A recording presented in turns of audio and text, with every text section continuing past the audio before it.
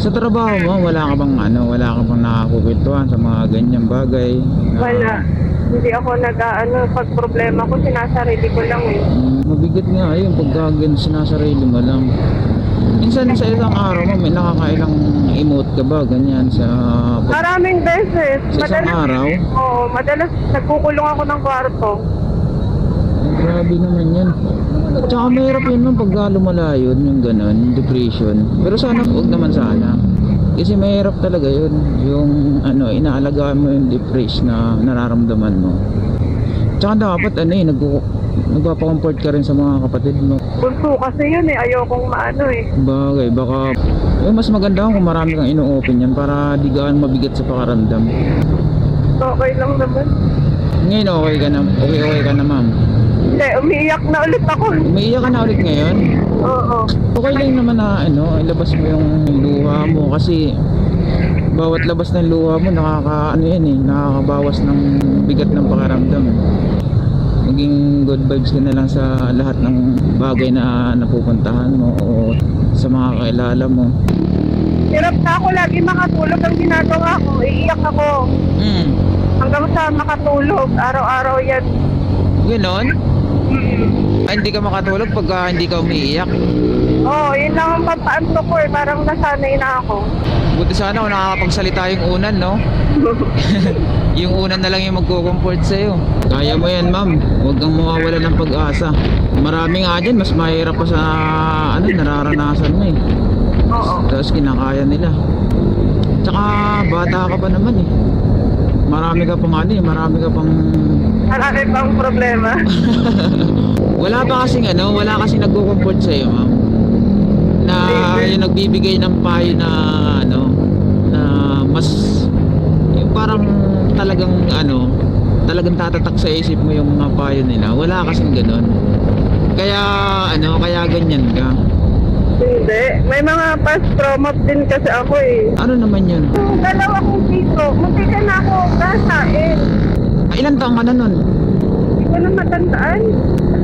Basta pa ako nun. Siguro first year high school pa. Paano mo nasabi? Kasi yung sa bahay namin, tinanggalin kasi kami ng kuryente baka daw magkasunog. E di, wala namang nagtatao doon kasi doon kami natutulog sa kapatid ng lola ko, sa isang lola ko. Oo.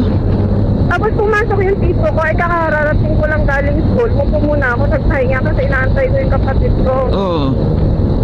Tapos pumasok siya doon, sabi niya ilak mo daw yung pinto sa likod. Eh hindi naman pinupuksan yun kasi wala na, sa school naman kami. Oo. Close talaga yun doon sa likod. Tapos tumayo na lang ako, kumari sinarasar ako. Tapos lumapit, sinawakan yung dede ko. Eh, wala kaming battery, wala kaming kuryente. Tapos lobat ako. Tumakbo ako dun sa bahay ng lola ko, sa bahay ng mama ko. Tapos pagpasok ko doon, nakita ko yung isa kong tito, nakahiga, nagsasalsal. Tapos binetbang ko lang kasi gusto ko makacharge para ma-text ko yung mama ko. Kitang-kita mo talaga, Oo, naggaganon. tapos binetbang ko lang, basta makacharge ako. Tapos din siya sa likod ko, doon din hinawakan din ako. Wala.